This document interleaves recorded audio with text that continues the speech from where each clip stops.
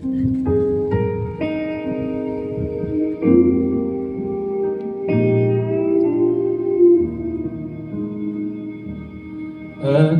kasih kadai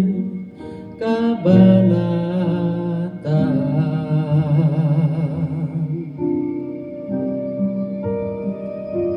Syongka syongman kabagenta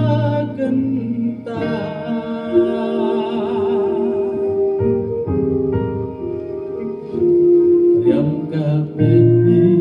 syongkya syongdu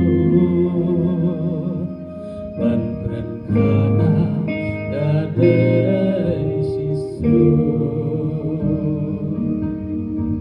Alaikum kasih bila telas dan jago membari bilalnya Bantip apa kurang angin tibre-tibre gadai mastana tuna larumpe Kacaba paisem habarok ilanya Wakin nake bari kim jasanya Yaga kim katli kim dapat kurang syu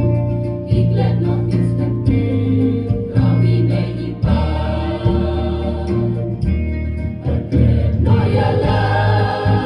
Katinray o enginde Silang baka Waklet Indonesia kiwe An presendok sumasuk Yala kalong dunia Dan kamaya kapuk kecimpikan Paten la paten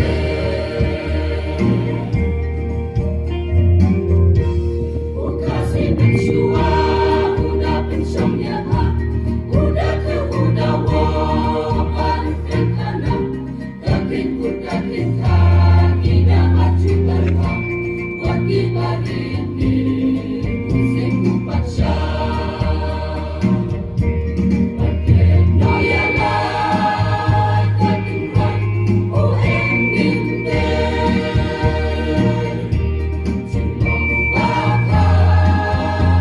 Waklet Tinggi syakiwe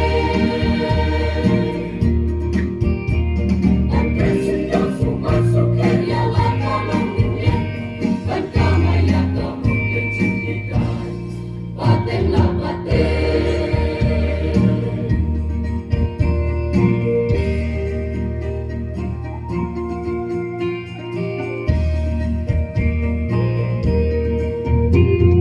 Kenok tas nyumet Siau hagamen